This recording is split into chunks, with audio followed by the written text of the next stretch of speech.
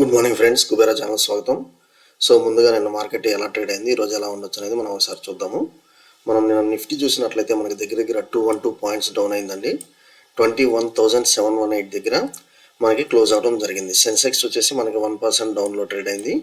71,428 దగ్గర మనకి క్లోజ్ అవడం జరిగింది. ఇంకోటి చూసినట్లయితే మనకి మేజర్గా బ్యాంక్ నిఫ్టీలో కరెక్షన్ వచ్చిందండి. ఇది ఎందుకంటే నేను ఆర్బీఐ మీటింగ్ అనేది మానిటరీ పాలసీ మీటింగ్ అనేది జరిగింది.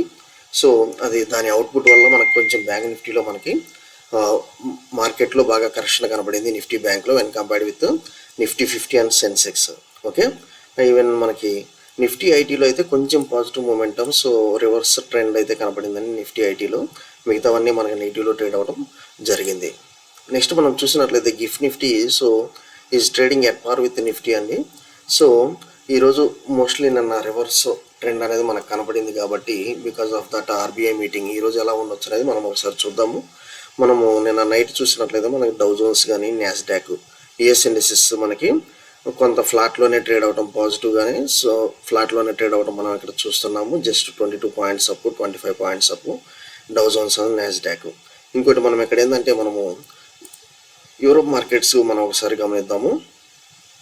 సో యూరోప్ మార్కెట్స్ వచ్చేసి ఒక ఇంగ్లాండ్ తప్ప మిగతా రెండు ఇంగ్లాండ్ మనకి నెగిటివ్లో ట్రేడ్ అయితే క్యాకు డాక్స్ మనకి వచ్చేసి పాజిటివ్లో ట్రేడ్ అవ్వడం జరిగింది ఇక్కడ. ఓకే, సో మనకు వచ్చేసి నెక్స్ట్ ఆప్షన్ చైన్ డేటా కూడా ఒకసారి చూద్దాము. దాని ప్రకారం మనకు అసలు ఏ విధంగా ఉండొచ్చు ఈరోజు మార్కెట్ అనేది మనకు ఒక ఐడియా అయితే వస్తుంది. ఓకే, సో మనం వచ్చేసి ఇక్కడ నిఫ్టీ సెలెక్ట్ చేసామండి. ఆప్షన్ చైన్ డేటా మనకి 21,700 దగ్గర మనకి ఇక్కడ హాల్ట్ అయినే ఉంది మనకి ఇక్కడ. కాకపోతే మనం ఇక్కడ చూసినట్లయితే 21,750 వన్స్ దీని దగ్గర అయితే మేజర్ మనకి మంచి రెసిస్టెన్స్ అయితే మనకి ఇక్కడ కనిపిస్తుంది. సో సెకండ్ వచ్చేసి మనకి 22,000 రౌండ్ ఫిగర్ దగ్గర ఉంది. మీన్ వైల్ మనం వచ్చేసి 21,800 దగ్గర మనం వచ్చేసి నెక్స్ట్ సపోర్ట్ వచ్చేసి నెక్స్ట్ రెసిస్టెన్స్ వచ్చేసి 21,800 అని మనం చూద్దాము. సో ఈరోజు ఒక స్మాల్ రేంజ్ బౌండ్ అయితే నాకు కనబడవచ్చు అనిపిస్తుంది. కాకపోతే మనకి మేజర్ సపోర్ట్ ఎక్కడ ఉందంటే 21,700 దగ్గర అయితే నాకు కనిపిస్తుందండి. సో జస్ట్ 100 పాయింట్స్లో ఈరోజు మార్కెట్ ట్రేడ్ అవ్వచ్చు అన్నట్లుగా ఇక్కడైతే మనకి యాజ్ పర్ ఆప్షన్ చైన్ ఉంది. ఒకవేళ మనకి 21,700 బ్రేక్ అయితే మాత్రం 21,600 లెవెల్స్ అయితే నాకు క్లియర్గా ఇక్కడ కనిపిస్తుంది. సో 21,600 లెవెల్స్ అయితే కనిపిస్తుంది నాకు. మోస్ట్లీ ఈరోజు ట్రేడింగ్ వచ్చేసి 21,600 లెవెల్స్ నుంచి 21,800 ఈ లెవెల్స్ అయితే నాకు ఈరోజు కనిపిస్తుంది. సో యాజ్ పర్ మనకి ఆప్షన్ చైన్ డేటా ప్రకారం. అండ్ మోర్ ఓవర్ మనం ఇప్పుడు వచ్చేసి ఈవెన్ బ్యాంక్ నిఫ్టీ కూడా ఒకసారి చూద్దాము. సో బ్యాంక్ నిఫ్టీ వచ్చేసి మనకి 45,000 దగ్గర మనకి ఇక్కడ ట్రేడ్ అవటం చూస్తున్నాము. సో బ్యాంక్ నిఫ్టీ వచ్చేసి మనకి 45,000 దగ్గర ట్రేడ్ అవటం చూస్తున్నాము.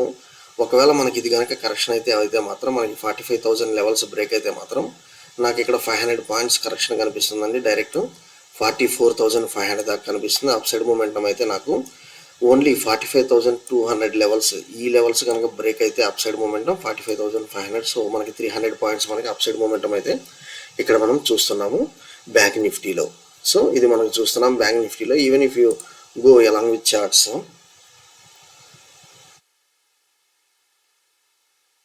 సో యాజ్ పర్ చార్ట్స్ కూడా మనం గమనించినట్లయితే మనకి మేజర్గా సో మనకి ఈవెన్ క్లోజింగ్ టైంలో మనకి రెడ్ క్యాండిల్ అనేది మేజర్ ఫార్మేషన్ ఇక్కడ జరిగింది. సో వన్స్ ఒకవేళ ఈ లెవెల్స్ అనేది మనకి బ్రేక్ అయితే మాత్రం so as per discussion 45,000 levels కనుక బ్రేక్ అయితే మాత్రం మనకి దగ్గర ఫస్ట్ వచ్చేసి 44,000 మనకి 45,000 లెవెల్స్ కనుక బ్రేక్ అయితే మాత్రం మనం ఇక్కడ చూస్తున్నాము. 1 సెకండ్ అండి, మనకి ఇది డే క్యాండిల్లో ఉంది. 15 మినిట్స్ క్యాండిల్కి వెళ్దాము.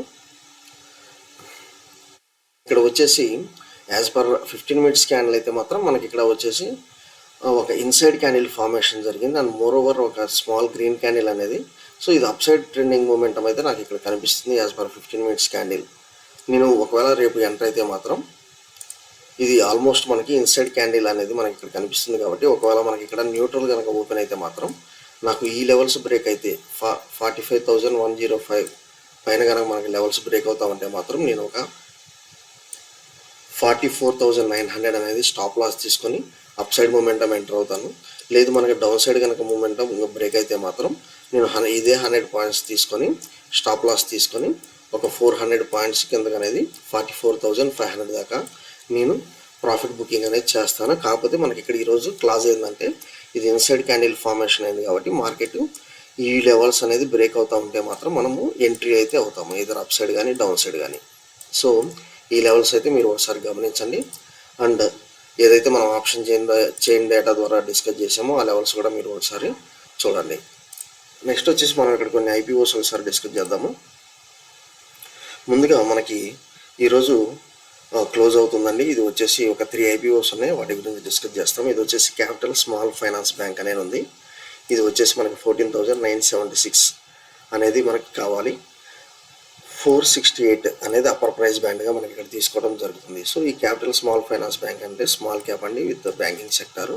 కాకపోతే ఇదేంటంటే as per today 1.25 times so overall subscription అయింది. So and moreover GMP ఎలా ఉందనేది ఒకసారి చూద్దాము. సో ఇది మేజర్గా మనకి ఇక్కడ డిస్క్రిప్షన్ కూడా ఇచ్చారు. It is India's first small finance bank అనేది అప్రూవ్డ్ బై ఆర్బీఐ.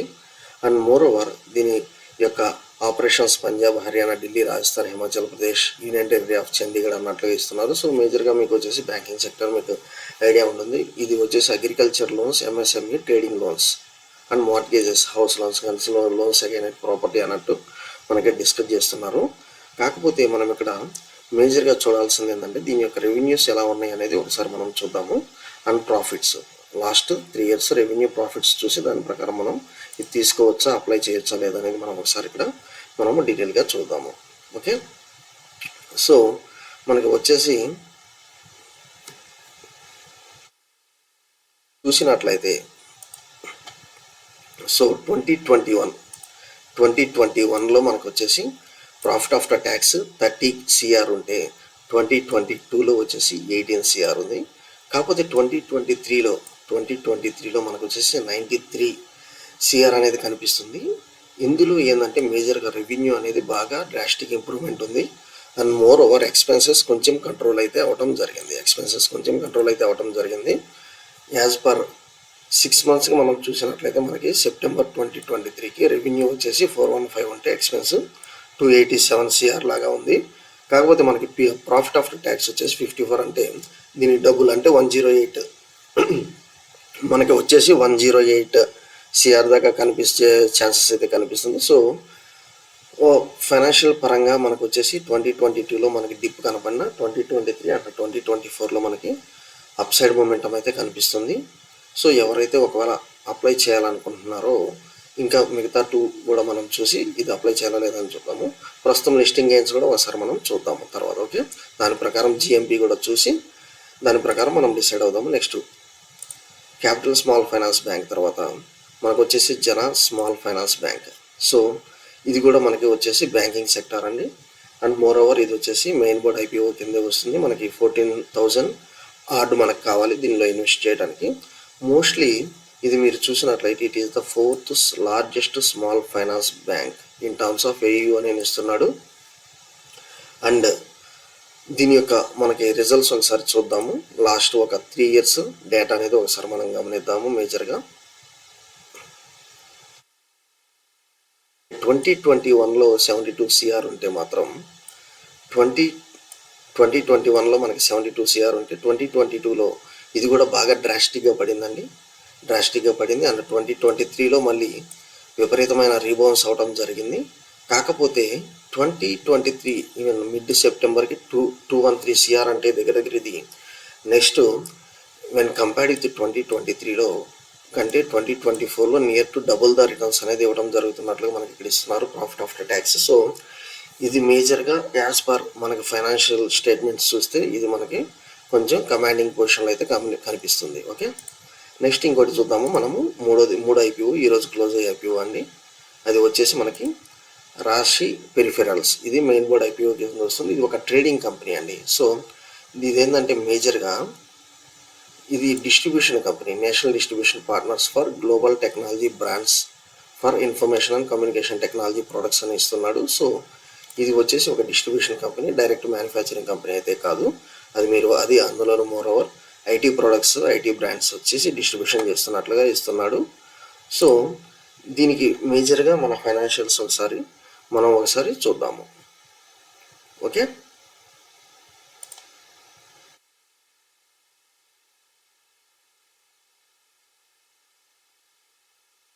సో మనం వచ్చేసి రిషి పెరిఫరల్స్. ఇది ఫైనాన్షియల్ చూస్తే 2023లో కొంత డ్రాస్టిక్ మనకు పడటం జరిగింది. సో అందువల్ల మనం దీన్ని అంత మనం కన్సిడర్ చేయాల్సిన పని లేదండి. 2021, 2022లో మనకి అప్ సైడ్ మూమెంటం కనిపించిన 2023లో మనకి కొంచెం డౌన్ఫాల్ ఉంది. అండ్ 2024 మిడ్కి వచ్చేసి 72 CR అంటే మనకి 140 CR దాకా వచ్చినా మనకి ఇదంతా నాకు కమాండింగ్ పొజిషన్ కనిపించట్లేదు. అండ్ మోర్ ఓవర్ ఇది ఒకసారి మనము జిఎంపి కూడా ఒకసారి చూద్దామండి. కరెంట్ జిఎంపి దేనికి ఎంత ఉందనేది ఒకసారి చూద్దాం మనం. మనకి రిషి పెరిఫరల్స్ వచ్చేసి జస్ట్ 23% లిస్టింగ్ గెయిన్స్ అనేది కనిపిస్తుంది. కాకపోతే నేనైతే దీన్ని అవాయిడ్ చేస్తున్నాను. నెక్స్ట్ వచ్చేసి జన స్మాల్ ఫైనాన్స్ బ్యాంక్ వచ్చేసి 12% మనకు కనిపిస్తుంది లిస్టింగ్ గెయిన్స్. అండ్ నెక్స్ట్ వచ్చేసి క్యాపిటల్ స్మాల్ ఫైనాన్స్ బ్యాంక్ వచ్చేసి 8% కనిపిస్తుంది. సో కాకపోతే నాకు రిషి పెరిఫరల్స్ మీద నాకు అంత యాజ్ పర్ ఫైనాన్షియల్స్ నాకు అంత కమాండింగ్ పొజిషన్ అయితే అనిపించట్లేదు. సో వీటిలో వచ్చేసి మనము కమాండింగ్ పొజిషన్లో చూసింది ఏంటంటే జన స్మాల్ ఫైనాన్స్ బ్యాంక్ ఫైనాన్షియల్గా చాలా రిజల్ట్స్ అయితే ఇచ్చారు. కాకపోతే 12% కాబట్టి మనము లిస్టింగ్ గెయిన్స్ జస్ట్ మోస్ట్లీ 20% కంటే ఎక్కువ అయితే లిస్టింగ్ గెయిన్స్ ఉండకపోవచ్చు నాకు అనిపిస్తుంది. ఒకవేళ ఈ మూడిట్లో మీరు అప్లై చేయాలనుకుంటే నేనైతే స్మాల్ ఫైనాన్స్ బ్యాంక్ అనేది కొంచెం రికమెండ్ అయితే చేస్తున్నాను. ఓకే, కొంచెం రికమెండ్ అయితే మీకు చేస్తున్నాను. ఇప్పుడు ఏంటంటే కొన్ని స్టాక్స్ యొక్క చార్ట్స్ చూద్దాము. మేజర్గా ఎల్ఐసి అనేది మనం ఇక్కడ డిస్కస్ చేద్దామండి.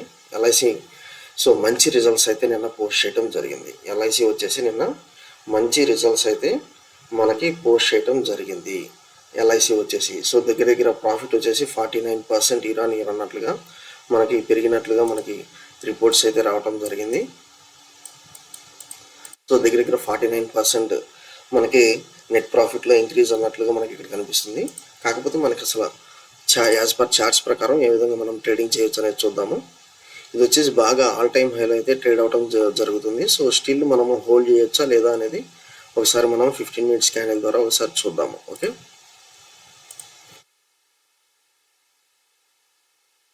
ఇది వచ్చేసి మీరు ఒకవేళ ఇది కనుక ఎంటర్ అయితే మాత్రం ఇంట్రాడే మీరు ఎంటర్ అయితే మాత్రం 1102 అనేది మీరు ఒక స్టాప్ లాస్ పెట్టుకొని 1102 అనేది ఒకసారి మీరు స్టాప్ లాస్ పెట్టుకొని ఎంటర్ అవ్వండి. 1102 అనేది స్టాప్ లాస్ పెట్టుకొని ఎంటర్ అవ్వండి. ఇంట్రాడే ట్రేడింగ్కి మనకి 1140 అనేది టార్గెట్ ఇవ్వడం జరుగుతుంది ఎల్ఐసికి. సో 1140 అనేది టార్గెట్ ఇవ్వడం జరుగుతుంది. మీరు 1102 అనేది మీరు స్టాప్ లాస్ పెట్టుకొని ఎంటర్ అవటం చేయండి. ఓకే, 1102 అనేది స్టాప్ లాస్ పెట్టుకొని ఎంటర్ అవటం. ఎందుకంటే మనకి ఈ లెవెల్స్ ఎప్పుడైతే బ్రేక్ అవుతూ ఉంటాయో మనకి ఇంకా అప్ సైడ్ మూమెంటం చాలా హెవీగా ఉంటుంది. ఓకే, అప్ సైడ్ మూమెంటం చాలా హెవీగా ఉంటుంది. ప్రస్తుతం ఒకవేళ ఈ లెవెల్స్లో అయితే మీరు ఎంట్రీ తీసుకోవచ్చు విత్ 1102 స్టాప్ లాస్. ఓకే, 1102 స్టాప్ లాస్తో మనం ఎంట్రీ అయితే తీసుకోవచ్చు. నెక్స్ట్ వచ్చేసి గ్రాసిమ్ చూద్దాము. సో గ్రాసిమ్ వచ్చేసి మనకు మంచి అప్ సైడ్ ట్రెండింగ్ మూమెంటం అయితే మనకి ఇక్కడ కనిపిస్తుంది అండి. గ్రాసిమ్ వచ్చేసి మనకు అప్ సైడ్ ట్రెండింగ్ మూమెంటం అయితే మనం ఇక్కడ చూస్తున్నాము. సో మనకు వచ్చేసి ఇది ఎలా ట్రేడ్ చేయాలంటే మనకి 2050 అనేది మనకి స్టాప్ లాస్తో ఎంటర్ అవ్వండి. ఇది కూడా మనం అప్ సైడ్ క్యాండిల్ మూమెంటమే చూస్తున్నాము. వన్స్ ఈ లెవెల్స్ కనుక మనకి బ్రేక్ అయితే మాత్రం వన్స్ ఈ లెవెల్స్ మనకి దగ్గర మనకి 2100 లెవెల్స్ దాకా నాకు పైకి అప్ సైడ్ మూమెంటం అయితే కనిపిస్తుంది. విత్ 18 పాయింట్స్ స్టాప్ లాస్తో మీరు గ్రాసిమ్ అనేది మీరు ట్రేడ్ చేయడం చేద్దామండి. ఓకే, గ్రాసిమ్ అనేది కాకపోతే దీనిలో ఏంటంటే మనకు ప్రాఫిట్ ఆఫ్టర్ ట్యాక్స్ అనేది బాగా పడింది. ఓకే, ప్రాఫిట్ ఆఫ్టర్ ట్యాక్స్ అనేది బాగా పడింది, అది మీరు ఒకసారి గమనించండి. ఇంకోటి ఏంటంటే మనము ఇక్కడ ఏబిసి ప్యాటర్న్ కూడా ఒకసారి మనం చూద్దాము. సో ఇది కనుక 2050 ఈ లెవెల్స్ కనుక డౌన్ సైడ్ కనుక బ్రేక్ అయితే మాత్రం సో అప్ సైడ్కి ఎలా ట్రేడ్ చేయాలనేది చెప్పాను. ఇప్పుడు ఒకవేళ డౌన్ సైడ్ కనుక బ్రేక్ అయితే మాత్రం మనకి 2068 మేజర్గా మనకి ఇది స్టాప్ లాస్ పెట్టుకొని మనకి డౌన్ సైడ్ మూమెంటానికి దగ్గరగా ఒక 50 to 60 పాయింట్స్ అనేది మనము క్యాప్చర్ అయితే చేయొచ్చు. Okay, as per ABC charts మనకి even when compared with up side momentum కంటే నాకు డౌన్ సైడ్ మూమెంటం ఇది కనిపిస్తుంది. సో మీరు ఇది వచ్చేసి ఎల్ఐసి వచ్చేసి మనకి కాల్ ఆప్షన్ సైడ్ వెళ్ళండి, అప్ సైడ్ ట్రెండింగ్. మనకి గ్రాసిమ్ వచ్చేసి డౌన్ సైడ్కి నేను ఎక్కువ ఫోకస్ చేస్తున్నాను యాజ్ పర్ చార్ట్స్ మనం ఇక్కడ చూస్తున్నాము. సో ఇది మనకి ఎంతవరకు మనకి ఉండొచ్చు అని అంటే నాకు దగ్గర 2020 దాకా నాకు టార్గెట్ అయితే కనిపిస్తుంది. 2020 దాకా టార్గెట్ అయితే కనిపిస్తుంది. ఓకే, 1:3 అయితే మీరు ఈజీగా గ్రాసిమ్లో అయితే క్యాప్చర్ చేయొచ్చు. సో ఈ లెవెల్స్ అయితే మీరు గమనించండి. ఒకవేళ మీకు అర్థం కాకపోతే మనము మన యొక్క చాట్ మళ్ళీ ఒకసారి వీడియో చూడండి, లేకపోతే వాట్సాప్ గ్రూప్ ద్వారా మనం డిస్కస్ చేద్దాము. ఓకే. సో ఇంకోటి ఏంటంటే నిన్న ఆర్బీఐ మానిటరీ పాలసీ అనేది ఒకటి మనకి అవుట్పుట్ వచ్చింది. ఇక్కడ మేజర్గా ఏంటంటే మనకి ఆర్బీఐ మానిటరీ పాలసీలో నేను వచ్చేసి రెపో రేట్ అనేది మనకి చేంజ్ అయితే చేయలేదు అన్నట్లుగానే మనకి ఇక్కడ మనకు వచ్చిందండి. ఆర్బీఐ వచ్చేసి keep the key policy repo rate unchanged rate 6.5% అని అన్నట్లుగా ఇస్తున్నారు. కాకపోతే కొంతమంది దానిలో కొంత రెపో రేట్ కట్ అయితే ఉంటుందని అనుకున్నారు. కాకపోతే అదైతే ఏం లేదు, అందువల్ల మన మార్కెట్ పడేశాడు. సో రెపో రేటు మనకి కట్ చేయకపోవటం, సో స్టడీగా ఉంచడానికి గల కొన్ని కారణాలు అయితే మనకి ఇక్కడ ఇస్తున్నారండి. డొమెస్టిక్ యాక్టివిటీ మంచిగా ఉంది, so optimistic business sentiment, rising consumer confidence అని కానీ అంతా. సో మనకి ఏంటంటే ఓవరాల్గా ఇన్ఫ్లేషన్ కూడా మనకి ఇంటాక్ట్ విత్ ఎస్టిమేట్స్ అన్నట్లుగానే చూపిస్తున్నాడు. అందువల్ల ఇంట్రెస్ట్ రేట్స్లో ఎలాంటి చేంజెస్ చేయలేదు అండ్ ఇప్పుడు రేట్ కట్స్ అవసరం లేదు అన్నట్లుగానే ఉంది. మనకి ఏంటంటే ఇది స్టడీ పొజిషన్ ఉంది కాబట్టి మార్కెట్లో అంత నెగిటివ్ సెంటిమెంట్ అయితే క్రియేట్ చేయకపోవచ్చు. సో రానున్న రోజుల్లో ఇది ఎలా ఇంపాక్ట్ ఉంటుంది ఏందనేది ఒకసారి చూద్దాము. ప్రస్తుతం అయితే నేను దీన్ని అంతా నెగిటివ్గా అయితే తీసుకోవట్లేదండి. సో స్టడీగానే పెట్టారు. ఎప్పుడైతే మనకి రెపో రేట్స్ కానీ ఇంట్రెస్ట్ రేట్స్ పెంచుతారో అప్పుడు మనకి నెగిటివ్ ఇంపాక్ట్ ఉంటుంది. ఈధర్ స్టడీ ఉంచిన రెపో మనకు వచ్చేసి ఇంట్రెస్ట్ రేట్స్ తగ్గించిన అది మనకు వచ్చేసి కొంత పాజిటివ్ సెంటిమెంటే ప్రస్తుతం క్యారీ అవుతుందైతే నాకు అనిపిస్తుందండి. Thank you. సో మనం వచ్చేసి ఐపీఓ డిస్కస్ చేసాము, చార్ట్స్ డిస్కస్ చేసాము. ఏదైనా మనకి క్వేరీస్ ఉంటే మన యొక్క వాట్సాప్ గ్రూప్ ద్వారా మీరు పింక్ చేయండి.